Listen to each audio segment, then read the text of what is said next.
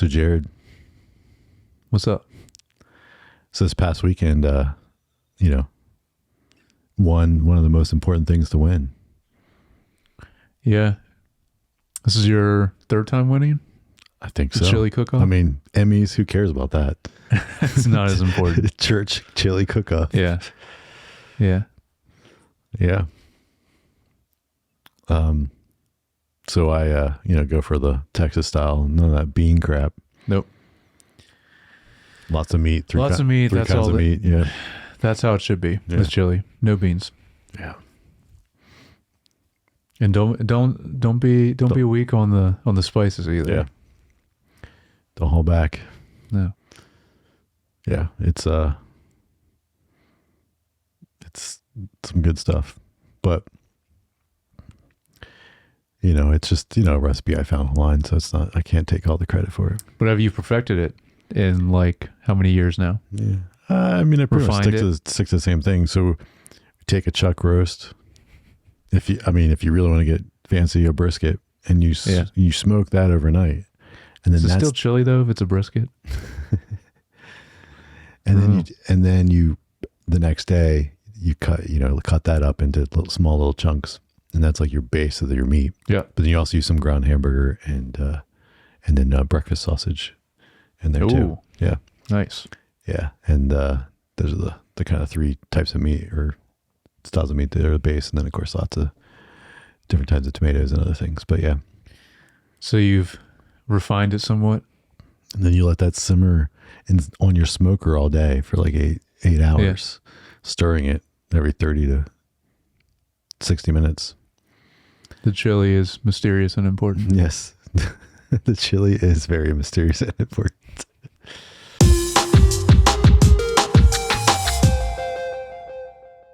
Hey, welcome back to Screen Time TV, a show, or a podcast where we talk about the latest streaming and television shows, though mostly streaming.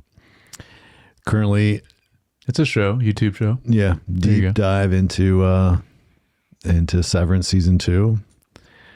But before we get to that, at the end, we will get into what we've been watching and then the internet's favorite game show, Based or Waste.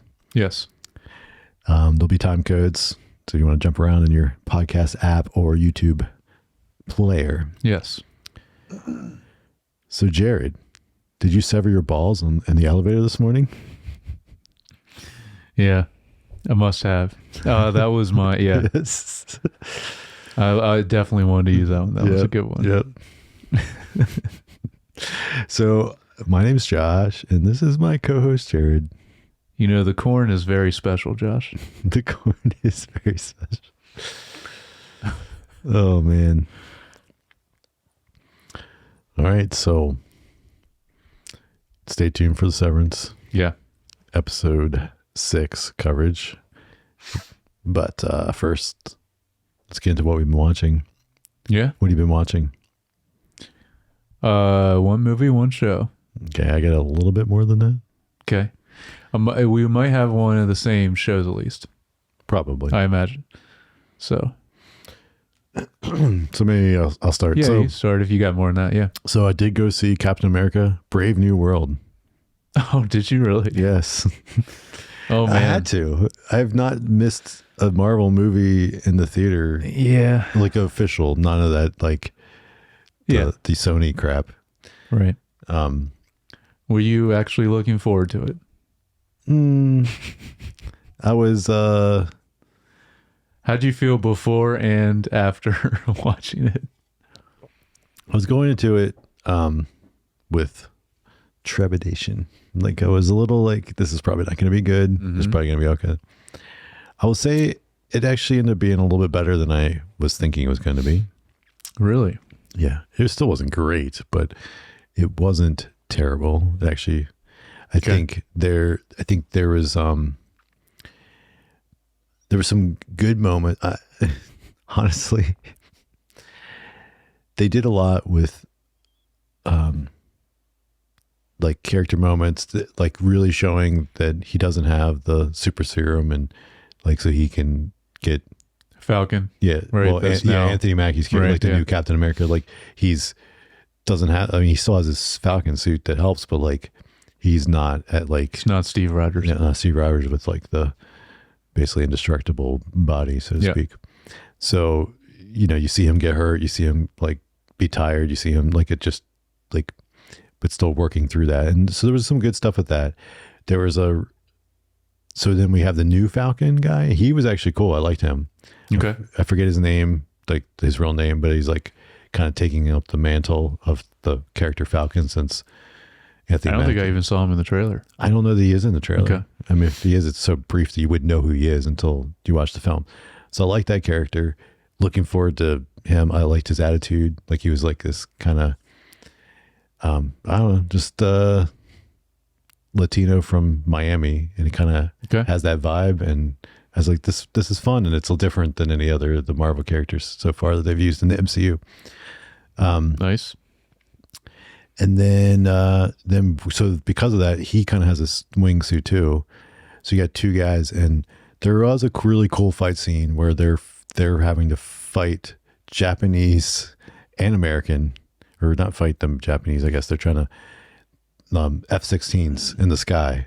Okay. And they're like, so it's like dogfighting, but then these two guys are in with the and there's some really cool kind of choreographed fight stuff in the sky with that. That's Is Red Hulk in that scene, or is that different? No, Red Hulk's not in that scene. Okay. Yeah. And then and then the other thing, I think Harrison Ford's, he's not phoning it in. Like there's some great moments in this from him as an actor. I think the Red Hulk stuff still is like kind of a little ridiculous, but and like I said, the overall stuff is kind of a little ridiculous. But the I think yeah. So I think it's kind of this weird mixed thing of like there's some good moments in it, but then also overall it's pretty predictable, obviously. And yeah, does it feel stitched together? Because I know it went through a lot. Now every Marvel movie always has reshoots, but I've heard it had more than normal, or it did a lot of extra time in editing or something. I heard about where they were moving stuff around a lot, apparently. Yeah, I mean maybe a little bit, but not. I mean, yeah. I think the thing that fell off was the main bad guy. Well, there's two things that are a little weird. The main bad guy, they don't really introduce him and explain him because too much, and he also is kind of like sidelined and doesn't have very many scenes. I think that's the one I saw where they said like they added him way into the shoot. Giancarlo Esposito. That's the other bad guy, not the main bad guy. And like from what I heard, it really felt like it was like, oh, this was just added in last minute. No, I don't like his stuff. I wouldn't say his stuff felt like it was last minute, but then I think the main guy got sidelined then because of it. Okay. And the main guy, and a part of the reason, I don't know. Like, so there's the weirdness about this film that the things it's connected to is all stuff that like no one cares about, right? It's basically the three things you would watch going into this film. You'd watch the original Hulk movie. Yeah, I heard there's a surprising amount of connections to that. There's a lot, and you're like, oh, this movie that I watched like once because it's not good. Yeah, including the main bad guy being I forget, he's like the really smart guy with like the brain. That's the other. Yeah, not Tim Roth. It's the other. Yes, I know you're talking about. He was in that film. Yeah, originally, and then he gets like exposed to the gamma rays, and then he becomes like really smart. So. Like he's basically the main bad guy, but he doesn't get that many scenes because he's kind of like the main guy behind the scenes that doesn't get introduced to like the second act. Like, because then the other guy that they, I guess, added in is kind of like the bad guy in the first story arc, so to speak, of the film. But it doesn't feel, that feels fine. It's just then the other guy feels cheated a little bit of anything. And so you don't get the emotional weight of that because it's just like you don't have that. And then but then it's these connections to the other films because then it's the other stuff is the Falcon and Winter Soldier, the TV show, which obviously not as many people watch the shows. But wasn't that good? Also the other part is the was it Elementals? Eternals. That's right. Yeah, because there was because the big thing, the big thing that's left in the ocean. That's right. Is like what they're fighting over in this film. So. Oh yeah, I did hear that. I guess that's a slight spoiler. What that has to do with it? Okay. Well, no, not that that's in it, but what that has to do with. Oh, what? It brings. Yeah, in, I heard that, which I was like, okay. I mean, they have to set that up somehow anyway. Yeah. So yes. Yeah. Yeah. So no, something better than vibranium. Yes. Yeah. Which is that part's kind of cool to hear that said and teased.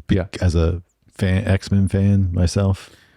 Well, yeah, they've been very slowly. Teasing X-Men stuff. Yeah, because they used the term mutants in a couple things in the last year or so. Yes. So, yeah. So anyway, overall, it's still like as the Captain America films go, like all the other ones are better. Yeah, of course. Because those are some of the strongest films. Oh, yeah. But, yeah. Okay. I will... Wait till it's streaming. Wait till it's streaming. And yeah. I don't know when I'll get to it. Let's see. Because I got to start more than you. Mm-hmm. Started Surface season 2 on Apple TV. Right. So Captain America: Brave New World's still in the theaters. Yeah. If I didn't say that. Surface season 2. Strong little start. Only watched the first episode, but yeah. It's okay. It's cool. I mean, more conspiracy of a woman that doesn't remember her life prior, but oh, it's that kind of story. That's okay. Yeah, I don't think I ever checked out season 1. Yeah. It's interesting too, because it kind of has it's kind of like it's almost an anthology, almost like the show You. I mean, obviously she's not a murderer like he is, but like in the first film, they're like in San Francisco, her first season. Oh, so it's the same character, just different locations. She's the same lead, but like so far hasn't been any other repeat characters. Okay. It's just her, but she goes to London. So then she's in London. So it's like, and then there's a bunch of other people around. So anyway, cool. But yeah, so far so good. And then Apple Vision Pro had a new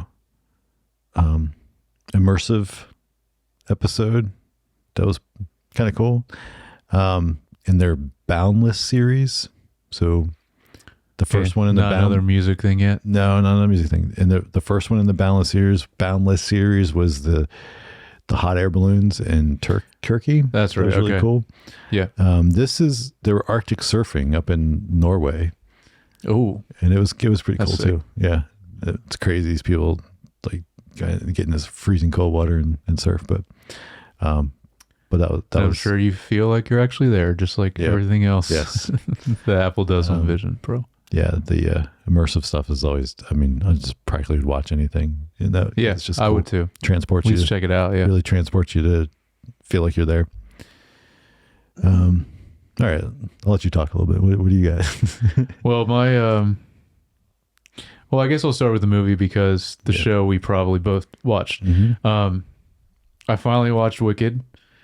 This is on VOD now. It's not streaming anywhere. It should be soon, though, I imagine. I just checked, but it's only on VOD still. Yeah. So to start, I've been a fan of this musical for a long time, and I love the music from it. I was kind of worried about, just from seeing the trailers of this, like it just didn't look that great to me. Okay. So I kind of waited to watch this. And the music and the vocal performances are incredible in it. Especially Cynthia Erivo. Her voice is amazing, and her range, I was just very surprised. I mean, I know she's a good actor, but I had no idea she could sing like this. Yeah, she's amazing. Especially with Defying Gravity, which is obviously the pivotal song from the whole musical, but like the end of this film. So that was the good part of it. The movie is way too long. Mm-hmm. Okay. And it's only a part 1. Right. Which I did not know. Oh, I knew that. You know that? They didn't really, it was kind of like some of these other movies recently. They didn't really say that in the trailer. I just So how did somehow you know about I that? don't know. I guess people were just talking about it leading up to it. So But it's almost 3 hours long, and it's a part one. because this part 2 is like comes out this year, like it comes out the same time this year. Like Yeah. they filmed them back to back so that they could Yeah. release them within a year of each other. But I mean, I guess to some people it's not, because now I'm thinking about it. I mean, Doom Part 1 is probably also almost 3 hours. Nah, maybe not quite. But like, I could have watched even more than that. So I Correct. guess it's how much you're into this. I don't know. And I love the music in this. So it's more just all the other stuff. Yeah. It just felt boring to me at times. So it was just like 3 hours, was like, geez. But yeah. So I think I'm I'll like, be skipping this one. well, you're not as big into musicals as me. No. Anyway. No, Yeah. I'm not. Yeah. Yeah, and 3 is it like you say musical, I'm like, and then you say And 3 3 hours, hours, I'm yeah. like, oh. Oh yeah. And it's not like, as far as CG, there is some like really crazy good looking CG shots in it, but it's almost the whole movie is just that. Which kind of, just like you talking about a lot of Marvel stuff, it's kind of, I'm at the point now, if a movie is just mostly CG, kind of takes me out of it. Yeah. Even if it looks really good, it's just like I need more. So it Something still feels a tactile. little not real. There's Yep. something off about And I it. mean, we're in obviously the location where this film takes place. It's like, yeah, you're going to need a lot of CG anyway. Yeah. But it really feels like that. It doesn't feel like a big open real area. So I think that also contributed to me just like not being into it as much. But yeah, so there you go. Cool. We'll have one more show before we cover probably the show we both Yeah. covered. Okay. Yeah, we'll say that then. So I also watched Win or Lose, the first 2 episodes. Oh yeah, And so I saw this came out and check it out. Yeah, it's on Disney Plus. This is another Pixar like This is I a guess, show you told me about. I had no series. idea. About Yeah. it. Yeah. So this is I mean, I think it's pretty good. They're definitely tackling some, as not surprised with Pixar, they're tackling some pretty deep concepts. So the premise, They do a good job at that, even like in kids stuff. Yeah. But they'll go deep with it for so sure. the premise of this is all revolves around this softball game and the softball team. And the first episode is the main character is one of the girls that's on the team. It's a mix. It's boys and girls. They that is probably one of the worst players on the team, but her dad's the coach. Okay. And then dealing with the almost like the anxiety and the pressure of that, and like they represent it by this like little sloth thing that's like sitting on her shoulder, and he just keeps getting bigger and bigger. So again, just that, and then worrying about disappointing and all that stuff, and seeing that. But the interesting thing is that it leads up to them going to the playoffs or the championship, Okay. and it leads up to this moment, and then it like ends. And I was like, okay, that was a weird kind of cliffhanger ending. Like at the end of the first episode. First episode, yeah. So then I Okay. watched the second episode, and there's this guy who we see 2 moments in the first episode, and he's like a teacher at her school, but he's also the umpire. And the whole second episode is about his life and what he's dealing with in Oh, his that's life. cool. And he's dealing with like loss and separation and like, but then putting his defenses up almost, and they visualize, like represent that by like almost like he's got armor and a shield on. Yeah. So as soon as he starts getting close to another person, like he kind of builds up this armor. So anyways, That's so cool. I think again, they're dealing with some like pretty heavy stuff, but in doing it in a really well made or do a well told story and Yeah. things in a way that I think, again, like using those visuals to really help like a younger child watching it kind of understand, right? So I like both episodes so far. That's all that's out. I assume that they'll then drop them weekly after that. I don't know how many there will be, but I'm sure. I guess I'm assuming they're going to stick to this concept where all these people are in the same circle of people, and that they're crossing paths with each other. Yet we're seeing it all from each person's perspective, the things that they're dealing with. That all leads up to this one moment of this championship game. It seems like, which That's is also cool. a cool concept. Yeah. So each episode is going to be probably a different person's perspective, which also is like kind of giving you that, like, you know, you don't know what the other person's dealing with kind of thing in your life, and why they might be a little bit off that day or whatever. So yeah, it's cool. Nice. Yeah, I will check it out. All right. So then the last thing is White Lotus, I assume. Yes. Yep. Yes. So I've only watched the first episode. Did you watch more? Me too. Okay. Yep. All right. So this is White Lotus season 3, episode 1. HBO Max, the one to watch for HBO. Yeah. Yep. I imagine I think I might have mentioned this already, but I'm wondering, I was thinking about when Last of Us comes back, and it's just April. So I assume it's whenever this is done. This would kind of lead right into that. Probably close to it. Yeah. I think they for like their main Sunday night. I think they gave a date for Okay. for Last of Us. Okay. But yeah, so season 3 of White Lotus. It's consistently good, I think, all 3 seasons. yeah, I mean, this one's obviously just started. Yeah. So you really haven't gotten into, but I think it's another great set of characters, which is what Mike White, who writes that's the main does thing. such You really a great need. job at taking these like cliche groups of people and present and making them feel like they're real and have depth, and but like these people that you would like, oh yeah, no, I would know a family like that, or I would know a group of girls like that, or I would know. Yeah, you know. It's always in a different location too, which is cool. So yeah, no, I'm digging the setup. I mean, we'll see where it goes and the dark path some of these people end up on, which is always how it goes. Oh yeah, because it always starts with a murder. Yes. And you don't know where the murder until the end. You find out how the murder happened, but there's not like a person, not like a really person investigating the murder as much. Like it's not like one of those kind of shows. No. But yeah, I thought there was like a kind of really cool touch was that they did for this season that I don't remember them doing for season 1 and 2 is whenever they're speaking the native language, see the subtitles in English, but then the actual language behind it, which is really cool. It's kind of like a visual. Yeah. I thought that was a cool touch. But yeah, I agree. All the cast is great. Very happy Walton Goggins is in this season just because he's just great in everything and plays this character very well. Yeah, so far. It was Walton Goggins, and it was also cool to see Michelle Monaghan. Is that how you say her last name? Because after she was just in A Bad Monkey this past summer for which was on Apple TV Plus, another good show. Yeah. But she was just in that and was fun in that, and then to see her in this, it was like, oh, back to back kind of stuff is cool. Yeah.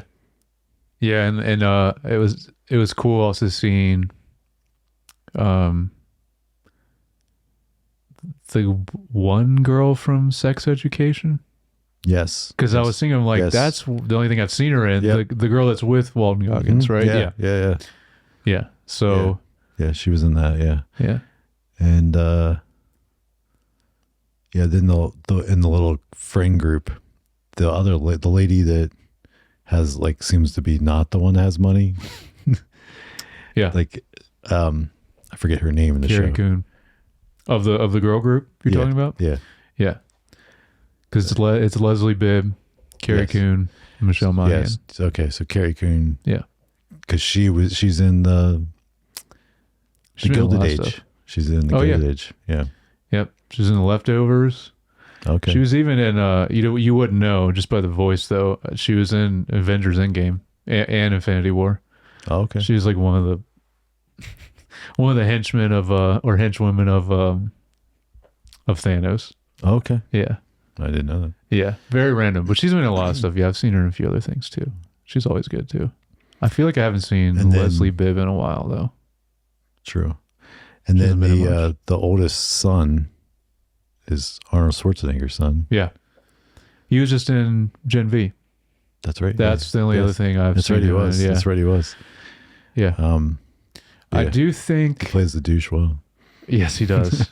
Man, yeah, he's like I think out of all the characters in this season, he is like the most stereotypical guy for like what he's playing. Yeah. I do think his dad in the show, which is Jason Isaacs, because that guy's very British. He's doing a pretty bad Southern American accent. Yeah. It doesn't sound great to me, but anyway. But yes, the show is Off to a good start. Yeah, and I have faith. Like first 2 seasons were both really great. So interesting though. It will be interesting to see how the show is without our main lady was in season 1 and 2. Right, but we I forget her name. yeah, but then we have some repeat characters. We do, but like she was kind of like a pretty big The comic relief is what they. in both season 1 and 2. So Yeah, we'll see. we'll see how different it is without her. And then I'm pretty sure I saw they renewed it for season 4. Oh, did they? Yeah. That makes sense. I mean, Yeah. I imagine it's even just as popular, if not more, the start of this season. Yeah. Like viewership wise. So Cool. Just 2 little. Actually, you know what? We'll cover it down when we get to Severance. So. oh, are they Severance related things? Yeah, little things. Yeah. Okay, cool. Yeah. So it's time for Base or Waste. It is time. Yes. Let's do it.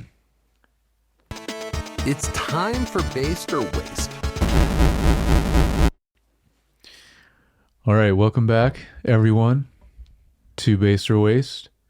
Play along at home. We go on Rotten Tomatoes. We check and see what's trending, TV or movies. I picked 10 of them, and Josh is going to guess if they're good or bad, if they're based or waste, going off of the audience score.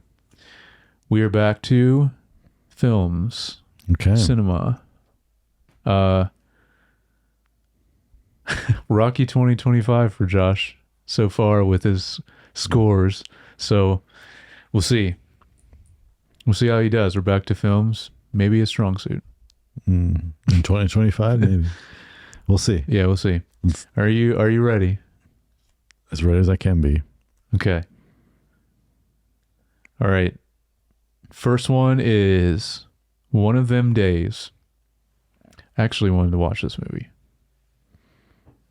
This has Keke Palmer and SZA, actually, which is the first time she's ever been acting, as far as I know. Her music is great, but curious about this movie. Let's say based. Yes, 90. Oh, well, okay. Yeah. So you hadn't heard of that one before? I mean, vaguely, but Okay. it was I think more of a guess.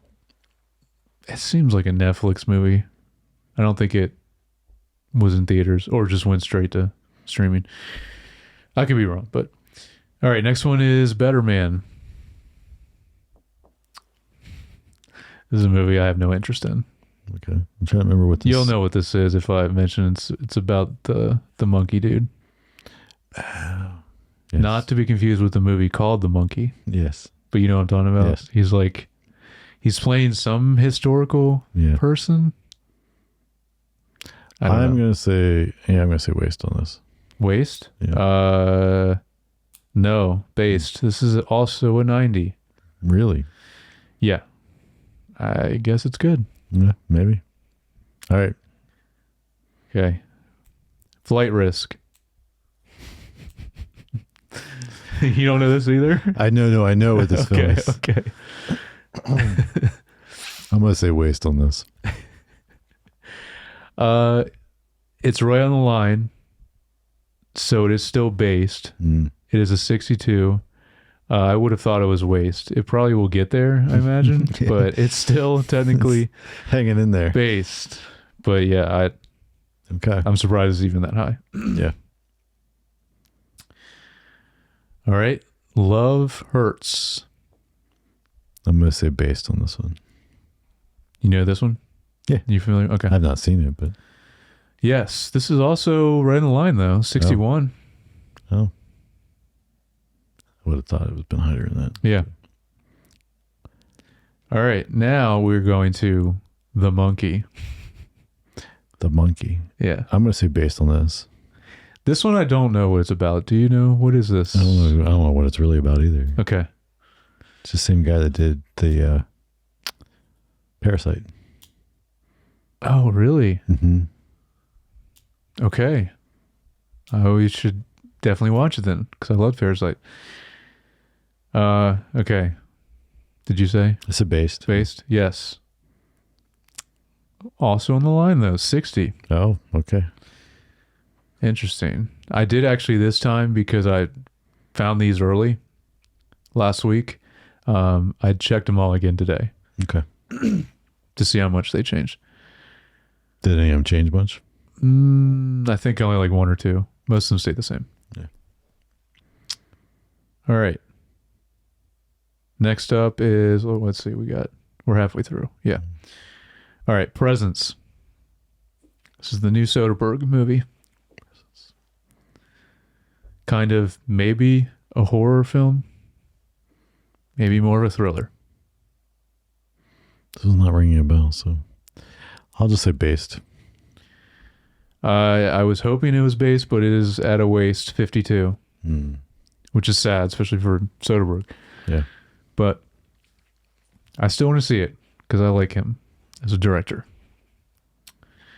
All right, well, see how you do on these last four. Actually, these last four are a little older, but they're trending. Harry Potter and the Sorcerer's Stone. Okay, let's say based on that. Yeah, I'll give you some easy ones. Yeah. Yeah, 82. I don't know why that one's trending. Actually, all of them were, it seemed. Is it an anniversary or something? Maybe. All right. The last three are all Marvel movies. Oh. So these could be tricky, though, actually, for audience score. Mm-hmm. All right. The Marvels. Mm. This is a tricky one. Actually, all three of these are going to be tricky audience-wise. But I double-checked today. This is fresh, hot off the presses, what the audience score is. Oh, man. I'm going to say based. Yes, Right. 80. I can't believe this movie is that high, I like the honestly. movie. I know you did. I did not. Did you actually finally watch it? Yes, I did. Okay. Yeah, mainly just to see the post-credit scene. Because speaking of X-Men stuff, that's all I'll say about it. Right. Yeah. It's so random that happened in that movie, but all right. Now this next one makes sense. The Marvels doesn't really make sense with right now, but this one, Eternals. I'm going to say waste. I would have thought that too, but this is a 77 Really? now based. Maybe this has gone up. I remember this being very low when it came out. Yeah. The movie's just not that good. It's not. Yeah, It's all over the place story-wise. it really is. All right, and then the last one, Captain America: Brave New World. I'm going to say based. This is tricky because you're correct. It's at an 80, which I am also very surprised by. Well, like I said, it was better than I expected going into it. But is this better than Eternals? Yes. Okay. Yes. All right. Interesting. Well, I will watch it. I kind of want to go back to Eternals and see if This is the best I remember. that was 2021. And I have not watched it since then. Me neither. I saw it in the theater and I haven't watched it since. Yeah, I kind of want to go back and like everything after Endgame. Yeah, and see rewatch all the like new how stuff. much of a downfall it was from there. Although we had but the really awesome Spider-Man movie. Though. Yes, but it would also go into it with a little bit open mind, Right. being like, was it because of my expectations were so high Yep. because of leading up to Endgame, or was it because they just aren't as good as Yeah. Because I mean, you Be think a better if you could perspective on it. if you could watch those and not have previous watched any other ones, like how would you feel about them? Yeah. Right? Like if someone point. could experience it that way. But All right. So Josh got a 6. That's about average for the past few weeks, I think, right? yeah, for this year, yeah, I feel like D student this year. Yeah. Well, that's all right. Still above average. Still passing. Yeah, still passing. Still passing. All right. Not flunking yet. Thank you for playing, Josh. And that has been Based or Waste. Tune in next week. We'll be back to TV. Yep, and let us know if you play at home how you did. Yes. All right, let's get into Severance. So before, I just want to mention a few kind of Severance related things. So did you see this? Oh yeah, I know one of these. Yeah, one of these I sent you. Did you see the State Farm ad? That's Oh no, I State don't know Farm about ad? this. Yeah, there's like a State Farm ad that's like where a lady like, and they're talking about severing yourself from your parents' insurance. Wow.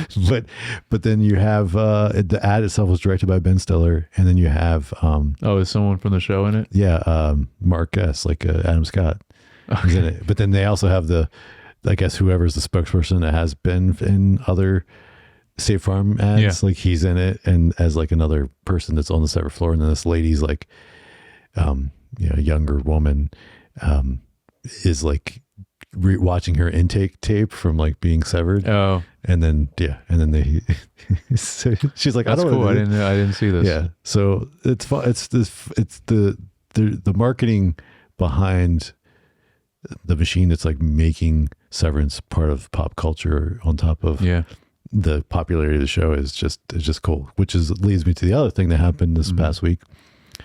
Odessa's like remix of the track, the soundtrack. Yeah.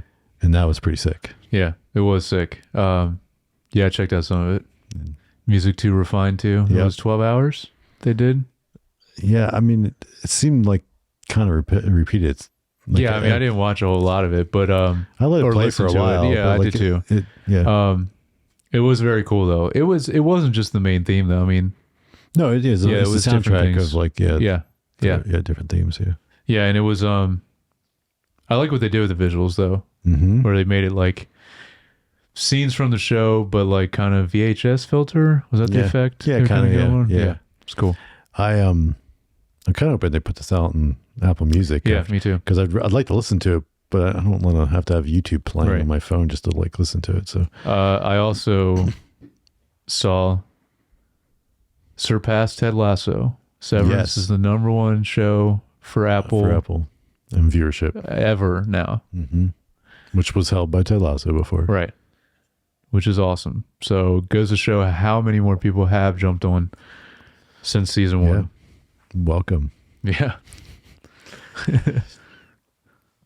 We're like hipsters about this show. Yeah. We were here. We were there when it started. Yeah.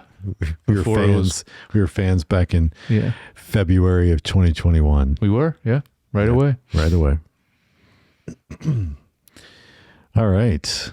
Well, let's get into episode 6, Attila. Bonds are tested. Mark continues on his path of discovery. Okay. So specific. Yeah. All right. So overall thoughts on this episode? Very relationship and dialogue heavy focused episode. Yeah. Also I think a showpiece for cinematography and sound design. Like really stood out to me this episode, which was awesome. And I still thought it was great. Not really. I don't think any of the episodes so far I've been like, that was fine. They've all been great.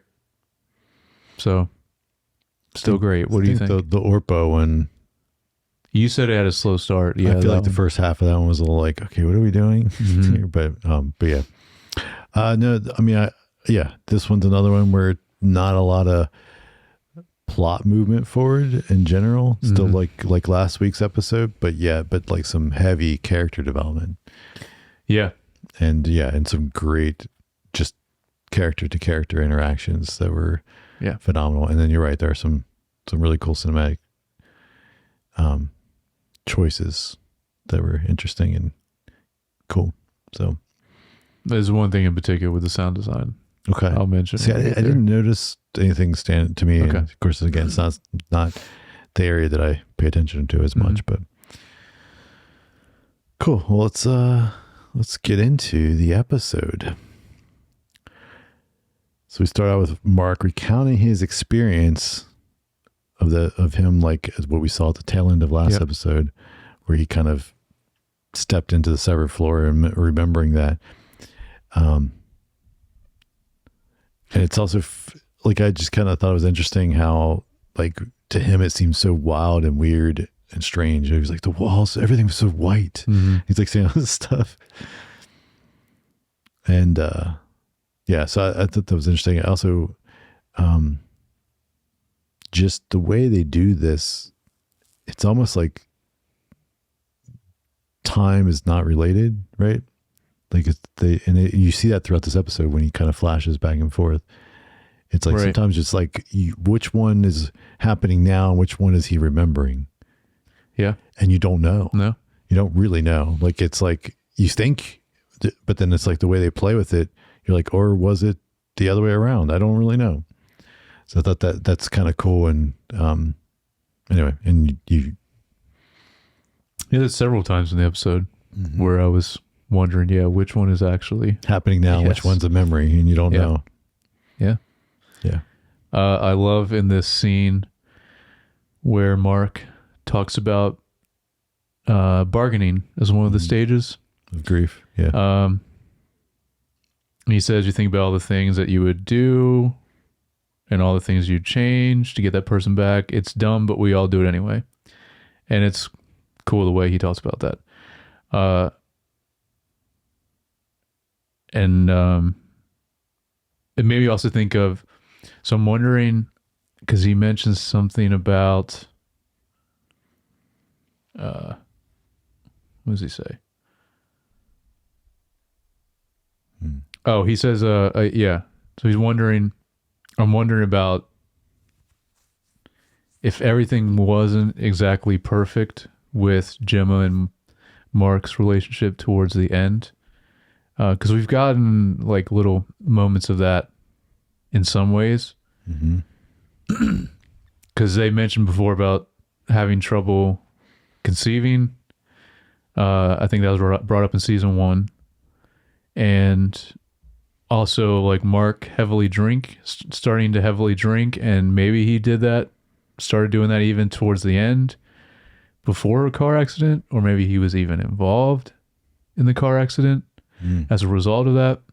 But it made me get into that a little bit more. And so I think there's more, and I hope we get some flashbacks of that to some extent in this season, because I'd like to know more about that and see how it was like leading up to that. Yeah, I mean, it's very possible, because when they finally come, I assume we're building up to getting onto the other floor, Cold Harbor, them, them finding Miss Casey / Gemma. So yeah, we'll see. But I think we're gonna get more of that, maybe more details on that. Then we go to Dylan talking with Helly and Mark about the note that was left by Irv. Yeah. What's, I think, interesting in this interaction was his weirdness about, he's like, no, I don't want to get in trouble. And of course, he's not telling him why. So this is already working where it's like they're able to separate and divide them. Yeah. And all. And like, and Helly kind of is the one that's very aware of this. Everyone else is kind of a little not. And she kind of brings it up a couple times in this episode where she's like, they're trying to break us apart. If we stick together, we can really, stand up against them. But if we're all like against each other, then they'll be able to pull us apart or take us down, whatever. And then he's like, you just don't know everything. And they're like, what do we don't know? Yeah. Uh, And this is when that quote comes. yes. She's like, did That's everyone when sever she's- their balls? Because like Mark doesn't want to do anything. Yeah, you don't want to do it either. Yeah. And Dylan doesn't want to do anything. And she's like, what happened to you guys? This scene is also when we get, which is so cool, what we were just talking about. We get his first kind of reintegration sequence, Mark's, Yes. where That- he's looking yeah. for food in the fridge. And then I wanted to ask you how, this seems like a hard thing to do visually for a shot, to match it all upright with these two. Like, how would you do that from a filmmaking perspective? Because, like, it's flashing from, Yeah. but it's kind of the same exact, it has to be the same exact framing and Yep. look Yeah, of everything, you use, but in two different locations. you take measurement. I mean, so like ways, Okay. obviously you make sure you're using the same lens, same Yeah. position, but you also measure distance from that lens so you're like setting everything up. So, but then also you bring in, you can also overlay like the previous shot. So you're matching it up as best possible. Things like that. There's like, Okay. there's ways you can do it. And then of course the last bit would be you finesse it in post. Like even if you're off a little Right. bit, you finesse it in post. Okay. And so I think you just be intentional about it and yeah, you can make it work. Cool. Of course, also, and I mean, a show like this, the budget, they could be doing that stuff in CG and make sure it perfectly matches too. Yeah. But I don't know. But if I had to do it, that's what I would do. Okay.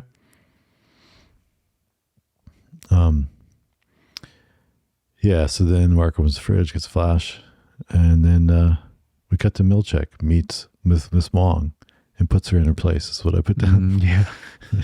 He reminds her that I'm the one that decides if you graduate from this program or not. She asks him how his review went. Yeah. I can't decide if I should like look into deeper what he says with this or not, because he says a lot of strange things anyways. Mm-hmm. But he said, I should remind you, you cannot graduate from this fellowship until you are deemed wintertide material. And I'm like, if he's just using just strange words like he has been doing, Or even pronouncing it weird and it's like a word. right? Because that happens sometimes where I'm like, wait, what did he say? And Or then like, are these things talking about fellowship, wintertide? Is like, is these specific lumen cure cult things? I don't know. right. I don't know. That's the problem with a lot of the show is like, which parts should you look more into or Right. not? Right. And this is where he then tells her, you need to eradicate from your essence your childish folly. Yeah. Yes. That would be the sentence moving forward. Eradicating from your essence your childish folly. Yeah. That's the main one that we'll come back to later. For sure. Then we jump over to Helly and Mark in a bathroom stall. This is what I mean. And kind of a crazy shot. that's what I was going to ask you about. Yeah. I figured you were going to talk about this. The coverage and it's just the audacity to film like that. Like you're just like, how hard can I How make this? dare you have the audacity no, to it's just do like, this? how hard can I make this for me to film this? Let's shove them into a stall and have the conversation. But yeah, so You could technically expand the stall though, right? I'm assuming they build a set that way. Right. You would remove a Yeah. wall or move it around, do something so you could, when you're shooting, over Mark's shoulder towards Yeah. Helly, there wouldn't be a wall there. So you could kind of be there, and then vice versa. You flip and the door or whatever wouldn't be there. Yeah. So you could, but still doesn't make it easy. No. You can find space like that. Yep. And they're also in these like awkward positions because they're like, I mean, he's like kind of over top of in the corner by the toilet. I mean, like, Yeah, well, and they do a good job showing how tight of a space it actually is, for sure. but this is where Mark finally blurts out, "We shared vessels." I love that this is how he explains it. I have that written down too. Oh, it's just man. an amazing sentence to say. But then also, I love the way she says, okay. Yeah. Like the way she responds And is then, just, but then he's like, well, we had sex. And she's like, oh, during a wellness Right, session? yeah. Because she's assuming Uh-huh. he means he had sex with his wife, Audie's wife, Annie, like Casey, Miss Casey. And then he's like, no, you and me. And of course you see it, the realization in her face. And then of course she's like, I gotta go for a walk. I gotta get out, get some breather. But these are those great character moments that we were talking about up front. These interactions. there's a lot of that in this episode. And then when she goes to the walk, there's another spot where like the camera angle, Oh yeah. where it's like she's like walks into the lower part of the frame, the way they frame it. Yes. Like it's like the hall, but they're kind of like shooting kind of lower and up or something. Or maybe it's just the camera's really high. It was a very cool angle. Yeah. And like it's not It's something like they've her done. head comes in from the bottom and like as she comes up. Yeah. It's not something that I've seen them do ever on the show yet. That specific Yeah. framing. Yeah. Again, one of those things where just getting creative. I mean, they probably have to film those halls so many times Yeah. that like, I guess they're just trying to Make it as interesting as possible. find some new ways to make it interesting.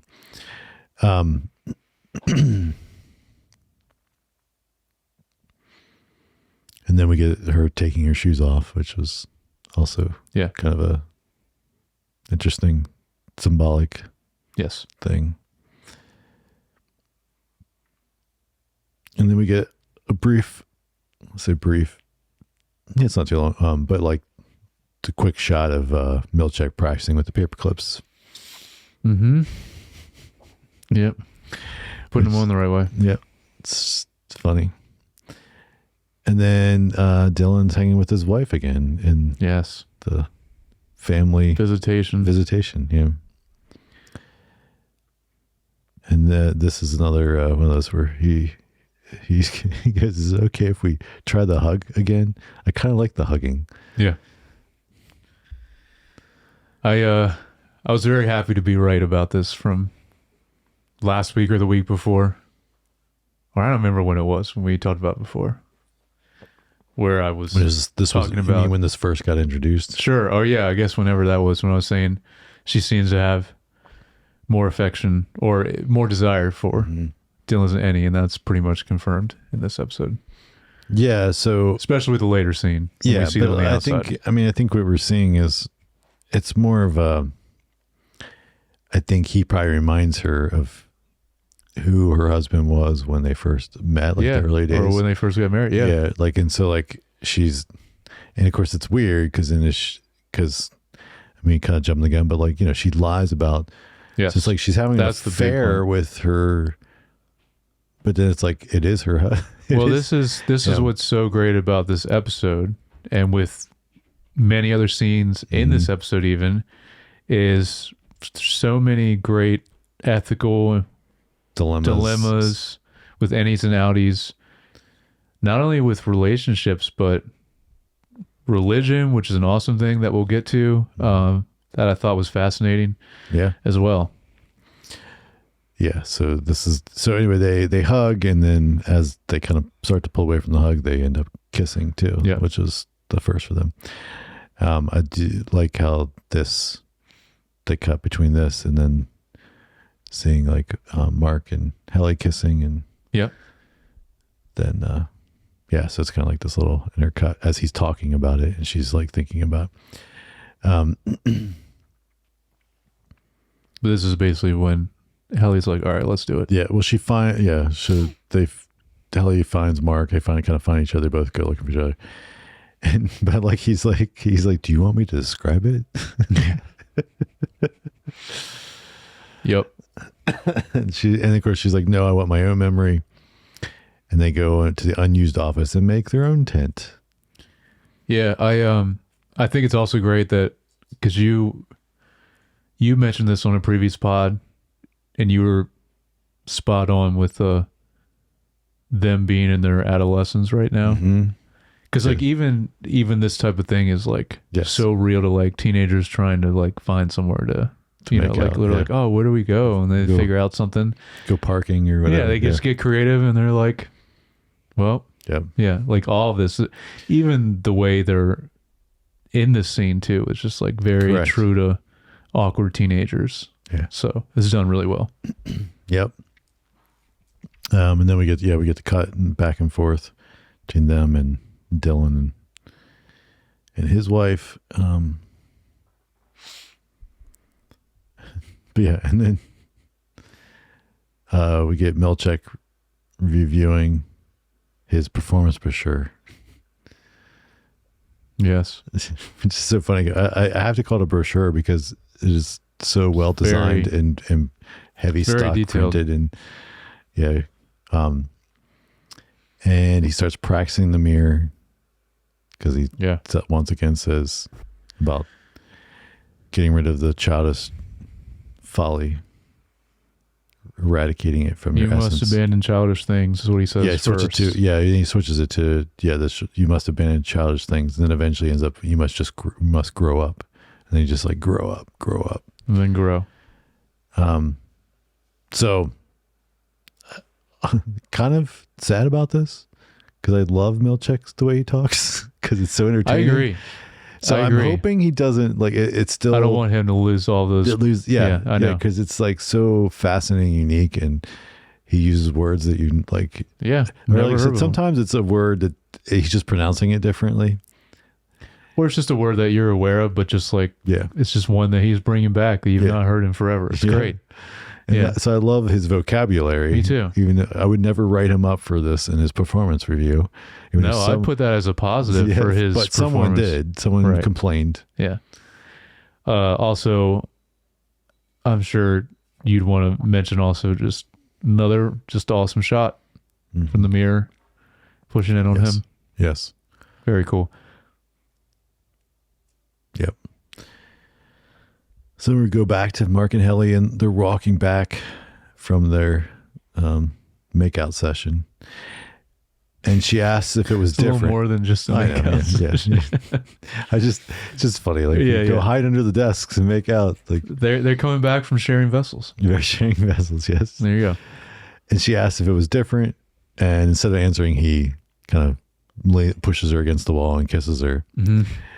Which it's like so to me, like again, back to what you're saying, like it's such played out so well from like more like an adolescence thing. Yes. But also it's like this brief moment because then it's like, oh, you're bleeding. And then it's like, oh wait, actually it's you're bleeding.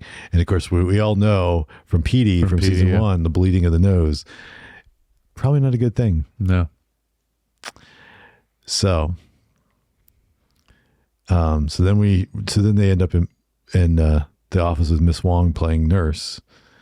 But this is where it flashes, right, to him in his basement. Not yet. No, I mean at the end of the scene, yes. Okay. At the end of the scene. So I like how. Oh yeah, Miss Wong is. She's like, did you punch him to Helly? She's So like, not this not time." today. Yeah. Not today. Yep. Which I love. This is another great mirroring of season 1. The way he's sitting and getting bandaged up, I think, was like, right after Helly threw in the pilot. Mm-hmm. Yeah, it was almost the same shot, even, which is really cool. Yeah. Milchek was helping him then, right? Or was it? It was. Or was it Miss? Yeah, it would have had to Cabell, be Milchek, I guess. Also, like how Helly's like, no, we were refining something. When she says, That's another way to put it. What Yeah. were you guys doing? Yeah. And then right as she starts to take his blood pressure, Mark flashes again, Oh, that's when it was. Okay. and then he's in the basement. And this is where it really messes with like, okay, well, which was happening and which was a memory, which was right. Yeah. And you're like really confused from like, Well, because she says you just had another crossover memory, and she said a recent one, which is good progress. yeah. And so then we get Gabrali, what's her name? Yeah. Ragabi. That's what it is. Yeah. I didn't write it down here. She talks about flooding the chip, and Mark's like, no. Yeah. He's like, I'm hungry. She's like, that's a side effect of the of the hit. So he's like, I'm out for now. And then we get to Irving outside Bert's house. He goes in, and we finally meet Fields, just played by John Noble Yes. from Fringe and Lord of the Rings and so many other things. Yes. But those are my two favorite things that he said. Yeah. Fringe and Lord of the Rings is Yeah, my two yeah, also. Yeah. Yeah. He was just in the Boys as well, I want to say. But yeah, no, Was he in The Boys? he was Butcher's dad. Oh, right. I don't remember what season that was, but yeah. Yeah. Yeah. Another great actor. It's just awesome. John Turturro, Christopher Walken, but then John Noble also. Like, all in yeah, it's so great. yeah. Insane. So great. I also love before he goes in the house, he does his mustache comb again. Yeah. Fix the mustache. Yeah. So we get a bunch of like banter and interaction. It's There's so much in so these scenes. ridiculous in the scene. I mean, the corn comment. Yeah. The like, hey, I love how they like he's like, hey, talk about welcome Attila. back to our house. Oh yeah. And he's like, oh yeah, yeah. But like, yes. And then they get the Attila. We find out where the Attila comes from. Call each other hun. Used to call each other hun, and then when Irving laughs at it, they're like, "Oh, you know history." Yeah. You're like, "Oh, he's not dumb." And this is where we get into. They start talking about the church's stance on innies and outies, which is kind of crazy. I mean, obviously, again, like you were saying, like this episode really dives into the morals around innies and outies, right? Like, so this church that they were attending, the pastor, and of course they were saying this like 10 years, 11 years ago. Yeah. Because he said 12 years was around when the first yes, and like Severance. Yeah, so this was early day Severance when this church took the stance. Yeah. But said that they believed that the innies were complete separate people with their own souls. Yeah. Which is kind of crazy. I don't know that tracks with. Right. Well, that's right. Yeah. I mean, it how that would make technically sense. Isn't. I mean, it's the same person, but that's kind of the line with a lot of things in this show is what all is there and what all isn't there with both people. Yeah. And there's I like how Bert said he was guided to Lumen's door by Jesus. Irving's like, oh, Jesus Christ. Yeah, and then they get into the church thing. Is interesting. Like also Fields asking Bert, do you think you're going to heaven? Bert says no. So they talk about the sermon. Yeah. Yeah. Yeah. I mean, some of the other important stuff in this is at the tail end. So I don't know if we want to. Oh, okay. Yeah, if we can kind of like talk to us about that interaction later. Yeah. So then we cut to Mr.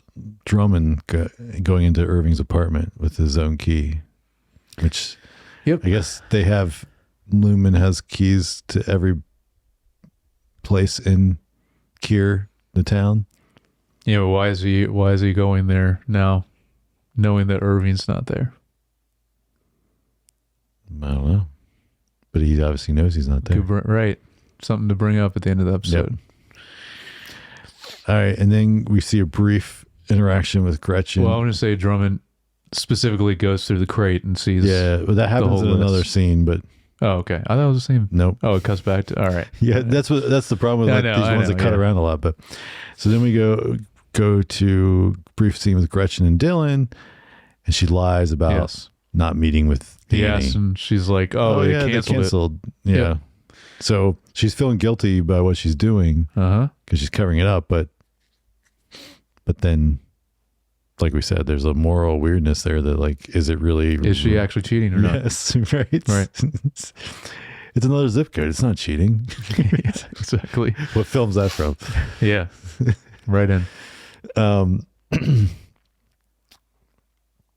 Yeah. So then we get this great scene of Mark eating in the Chinese restaurant. Yes. And he has like how many dishes in front of him? He like ate so much food. And Helena shows up. Yeah. This is one of the best scenes.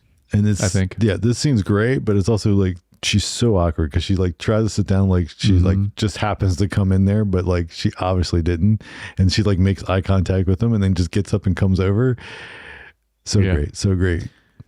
It's I also love that in the, what do I have it set? Oh yeah, from the official podcast, they mentioned this scene as their heat moment, which I was so excited they said this, and they said when they were filming it, they call it their heat moment, which is the scene from the movie Heat where Robert De Niro and Al Pacino meet, and it's one of the best scenes of the movie, and this was their moment for this show. So I just love that they referenced that movie. Very cool. When they were filming this scene, I guess they said they kept bringing it up that way. Well, that's cool. Which is true. I mean, because it's like this permutation is, Helena and Audi, Mark. Yeah. So in this scene, right, then she gets over and talks to him. I love the severed humor he says, and he's so sarcastic towards her. He's like, it's so easy to do the severed humor. Yeah, and then makes a joke about going home to dad, and because she's like, you should meet him sometime. He's like, oh, you're already taking me home to see your dad. Just like the banter's pretty great. And then they stand up to leave. And there's only this moment. Oh yeah, the POV on her too. Is great. Yes, like his view of her, right? Yeah. She's like, yeah. And it's just like you, in the moment as a viewer, you're like, okay, these two people had sex probably earlier that day. I mean, again, timing is a little off. Like we don't know when these people are coming and going from, but they don't. But both those people standing there don't know that. Now she knows that they had sex a few days ago or a week ago. He has no idea about any of it. He has no of any of it. Yes, which is crazy. But yet, like you got to imagine if at some base level, I'm going to say animal instinct level, you're attracted to this person, that it probably happens. There's a reason why. It happens no matter what. So maybe he was in the moment, he's feeling like something about her I kind of like. Yeah. And which is why he was probably kind of flirting, playful in his conversation anyway. Yeah.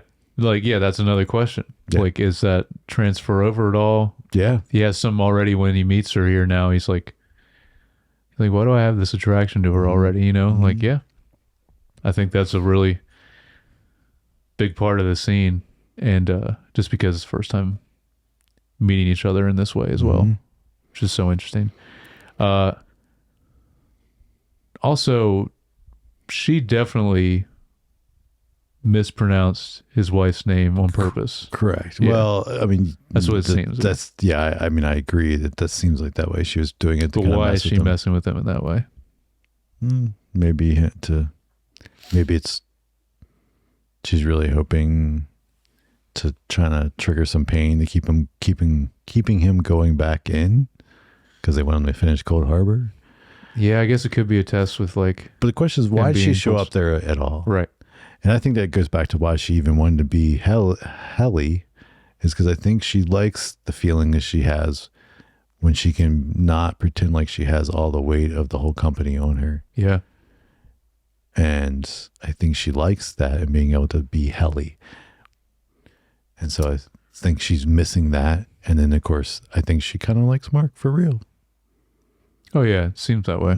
So, but there also seems some other motive as well, which I'm not sure. I mean, she's part of Lumen. Like, they always have ulterior motives.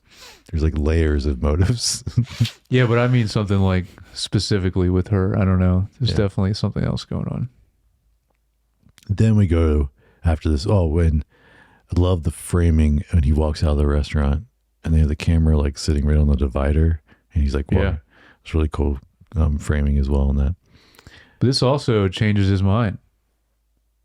Yeah, this trigger is enough for him to go like, "Okay, yeah." He goes right back to Regavi. Yeah. But then so we go to Drummond now, and he's going through Irving's things, and we see a note about a man that had a car crash, and maybe the settlement led to him being severed. And then there's another note about Burt Goodman and his address. There's the things that like they. This is the same note we saw at the end of season 1, or the same. Well, there's another page before that. Oh, okay. That has like this guy. It's like another car crash.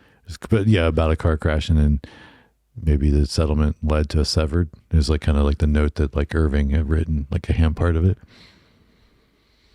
That'd be weird if that's like their common way of like grabbing people in the world. It's like, you think you'd be a little more secretive about it and not just pull the same thing every time? That would get way too suspicious. I don't know. So then we come back to the throuple that's at dinner. Yeah. And this is where they talk about Attila, This is the rest Attila of the it. Okay. Hun. And then Fields makes a comment about, no, we started that 20 years ago because it was when we had dinner with your Lumen partner. That's the biggest thing. Yeah. And then But Bert brushes it off. yeah, he brushes off, and then of course at the door he kind of, which again is at the very end because we can actually jump around again and go back to Mark. But Yeah. yeah, so we yeah, and then he kind of, the first Sever was only 12 years ago. Yep. Questions that. Then we see Mark gets home, runs to the basement, and says, "Let's do this." And she's like eating yogurt or ice cream, sitting there, just like sitting there. So she devised the flood the chip. The fact that there's still a hole in their head, Yeah, that was it's crazy. kind of crazy. Just like covered. I by didn't realize that that's how their head just is always. Yeah, I mean, from like the moment that they get the first procedure done. Yeah, I mean, it looked like there was like they kind of covered up a skin a little bit, but like, so she had to cut it open. But it was like, then that was it. It was like right there. But kind of wild that like, so that she floods it. She put some kind of liquid down there, and just as she's doing that, Devin shows up, his sister. So he moves quickly, and of course he's like having pain. Also, he's like, how fast will it work? And she's like, pretty fast. And then it's like immediate. Yeah. Yeah. So he goes up and meets his sister at the door. He's trying to pretend like everything's normal, but he's struggling and can't even pick up, a glass of water or whatever. He couldn't even move. This is the sound design part that I thought was incredible. The way they did this when he was moving the glass. And just the way they did the sound here was so good. But then, yeah, he collapses onto the floor. And of course, Gabi comes up, and then of course she's like, "Who are you?" And and then like that's the end of it for him for this episode. The flash right before he collapses, we get a really quick shot of Gemma in other clothes that we've never seen her in before. Oh, okay. Yeah, it was like didn't pick up on that. 2 frames maybe. It was really quick. Right on. And then we go back to Bert, kind of at the door saying goodbye to Irv and trying to make an excuse for the 20 years. Like he's like, wine can do things to people. Right. Blah, blah, blah. So yeah. So this is what we're talking about. So, so obviously Bert's done some things that would make no one question that he's going to hell. Yeah. Also, I don't think he was lying. I think he's been working at Lumen for over 20 years. Yeah, I think so. So I don't know when, but I'm assuming that this is another layer going deeper on Bert's character that at some point we will. That's what I was saying. Like he's definitely involved, and that was his main reason for inviting Irving over, so Drummond could get into. Maybe. That's what I was thinking. Yeah. But I mean, I don't think it's like that's the only reason. Like I do think Bert, even in his Audi form, again, still likes Irving. Back what we were talking about, like there's like traction there regardless, because it's more like at the deeper, right? From his the pheromones, whatever it is, that you want to attribute it to. But it's like these two people attract each other regardless if they're innies or outies. Yeah. Yeah. It's just because I mean I mentioned this back when we first saw Bert, kind of watched him from afar in the car. And I said he kind of was a little sinister then, or no, it was after that when they had their first conversation and he invited him over. And then again, like this also, he just seemed, besides all the other stuff we just mentioned, Bert seemed a little sinister again in this. So I don't know. Yeah, he's got, and then when he's sitting there, the one of the framing, he's got the flames behind him from the fireplace. Oh, really? Was there a shot like that? Yes. That's awesome. But yeah, so It's so hard to, it's like so much happens and you're like, where are they gonna, what are we gonna see next week? There's no way to predict. No. There's no way. And I will say, because we still have what, 4 episodes? yeah. And I would say even with reading the episode titles for the final 4, I have no idea. Yeah. Well, this title, Attila, like you have no idea what that even, and then no, because this is one I saw before, and I was making sure when I read the rest of because IMDb sometimes gets stuff wrong or it changes, and this was correct from when I looked before. So we have the titles, but yeah, it doesn't help in any way. I have no really any speculation to cover right now at the end here. I don't really know. I mean, the only thing I would say is we have to, at some point, get flashbacks to Mark and Gemma. I think that has to happen. And get a little more context too. There's so much that we could like we talked about a while ago. We could go back to like some other point in history. Like the 1800s. But now I'm wondering, are we going to go back to like 20 years and see Bert? That would be cool. This interaction and like where that's coming from or whatever. Maybe it's more than 20 years, but that like how he became part of Lumen, and he obviously was maybe in some kind of more important role there. I don't know. Seems that way, yeah. Yeah. So, but I don't know. What do you guys think? The listeners, the watchers, what are your theories? Yeah, write in or comment. What did you think of this episode? Where do you think we're going? In the next episode, let us know. If you'd like, you can email that idea or thought to feedback@screentimepod.com, or you can also leave a comment on YouTube or Instagram, Facebook, TikTok. And please follow and like and subscribe, Apple Podcasts, Spotify, YouTube. And if you'd like to follow each of us individually, I'm at Jay Youngbar. And I'm at Jared Youngbar. All right. And we'll praise Kier.